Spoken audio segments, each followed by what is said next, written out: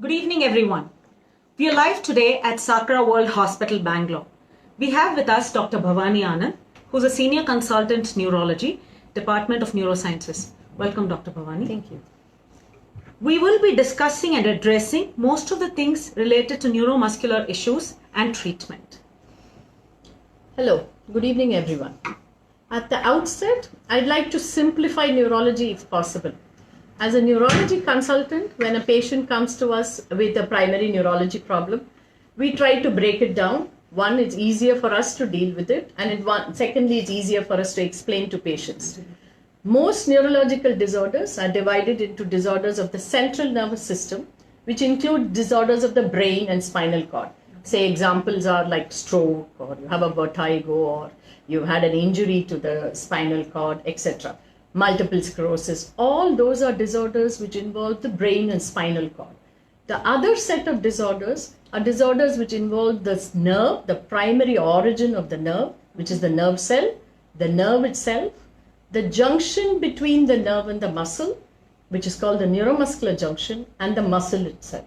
Now, any disorder which involves the nerve cell, the nerve, the neuromuscular junction, and the muscle are all clubbed under the term of neuromuscular disorders. Okay. Now, they are a niche group of disorders simply because the causes of them are varied. Diagnosis in some of them is delayed for many years. It requires expertise to deal with them, and they require long-term care. Now, over the last 10 to 15 years, because of improvement both in diagnostics, in the form of tests, expertise has come into neuromuscular disorders, because now we are able to use genetic testing, and hitherto undiagnosed, untreated neuromuscular disorders have come into the foray. So this becomes very important for patients to understand that neuromuscular diseases are now, majority of them, even if they have a genetic component, can be treated because of advances in treatment. And at any stage, if you've had a diagnosis of a neuromuscular disorder, it is always worthwhile coming and visiting a neuromuscular specialist, because your diagnosis can be modified or fine-tuned. You may have multiple other therapeutic options which may not be available everywhere. And treatment of neuromuscular disorders or managing neuromuscular disorders involves a multidisciplinary team.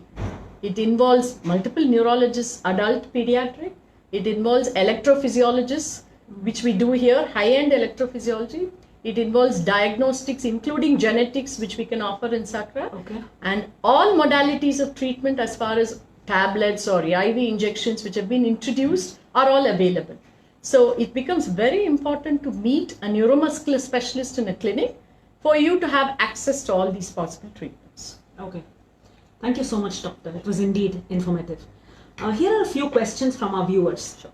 What are the common symptoms to identify neuromuscular disorders? I'm glad we started with the symptoms. Now, the important thing is neuromuscular disorders are not just obvious symptoms which you have. So what I thought I would suggest is we start from top to bottom. So what is the commonest thing what we start with? The eyes. Now, neuromuscular disorders can start by having double vision, drooping of the eyes, intermittent drooping which happens, very common. It can affect your voice, your swallowing, and your speech.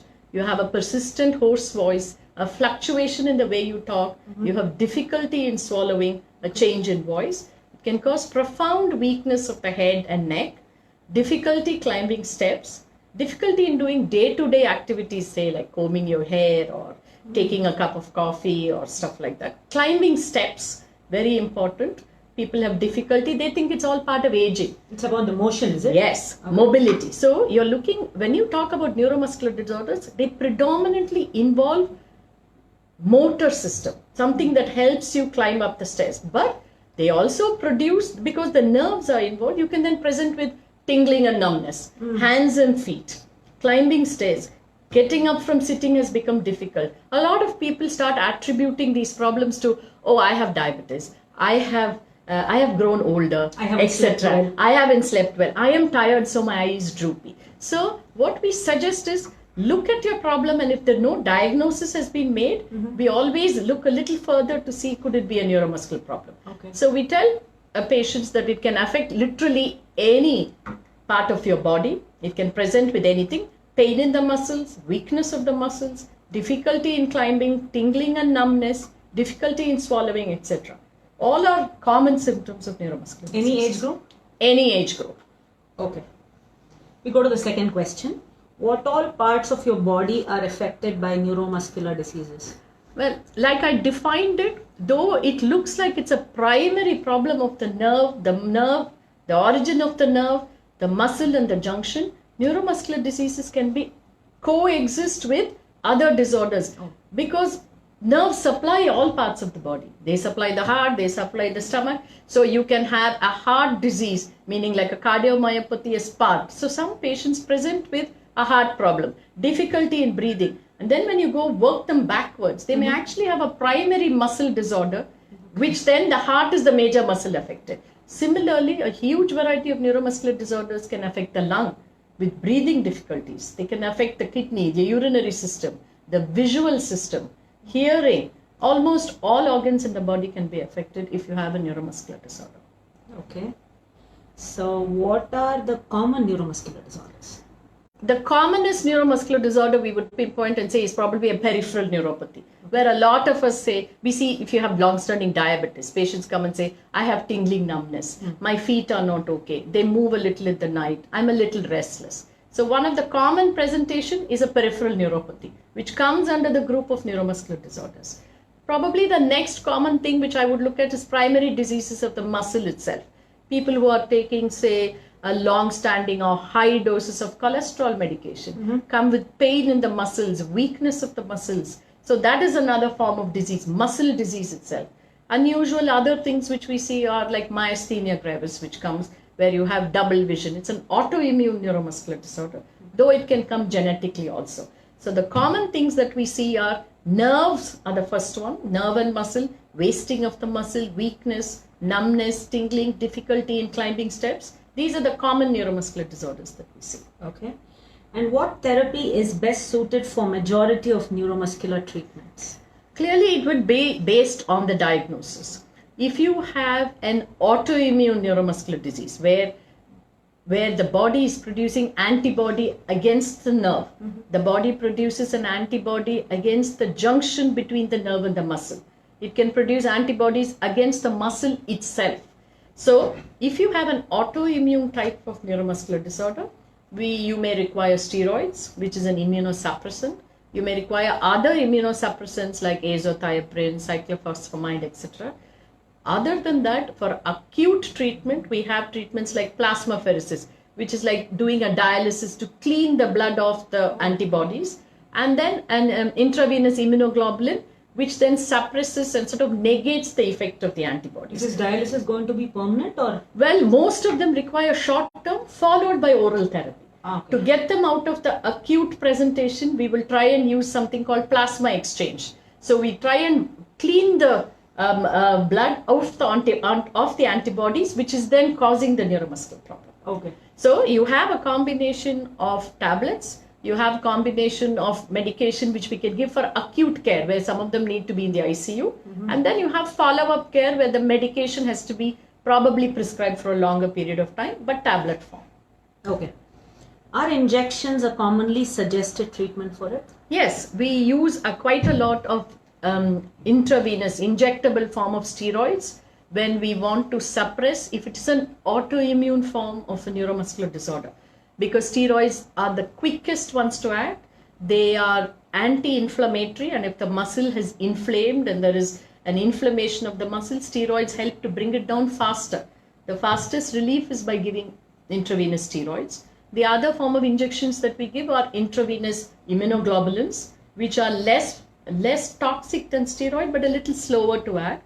And then we have immunosuppressants, which we call like cyclophosphamide, which can be given as pulse therapy. But all have to be clearly supervised because all of them have side effects, but given in established centers with people familiar with the medication, 95% of them have no complications at all. And this again depends on the complexity of the disease and the primary diagnosis. Clearly, for a genetic presentation of a neuromuscular disorder will not require any of these. They will mostly require medication, yeah, to treat the symptoms. We cannot treat the primary. Once we've diagnosed it as a genetic neuromuscular disorder, there is no cure. It will be a treatment. One, making sure the muscles don't get worse.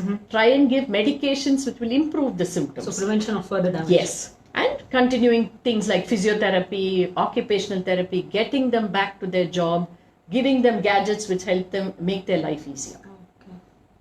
There's another question. I have constant muscle weakness in my legs and sometimes struggle to stand for long periods of time. What could this possibly be for? Well, it depends on what age you are. If you have, if you're say 50, you're a diabetic, if you stand and you develop back pain and then severe muscle weakness, it could be due to spondylosis. Other thing is if you're on other medication, like a cholesterol medication on a higher dose, that may be causing some muscle pain. Okay. Or we don't know whether it is the onset of a neuromuscular disorder like a myopathy, an inflammatory condition in the muscle.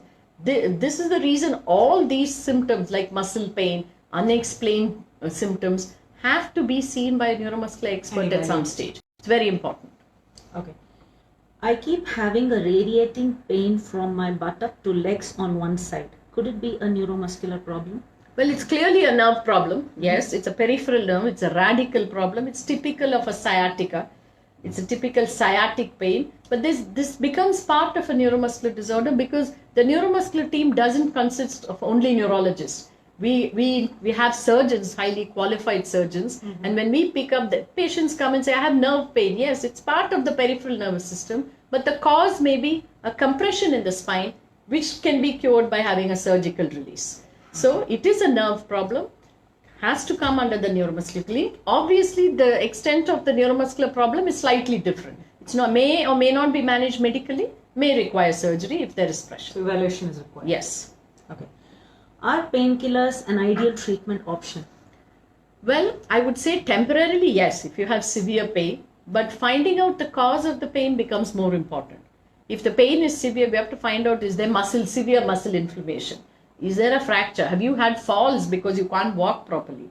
So temporarily we may give something for pain, but we will have a detailed evaluation to see the reason of the pain.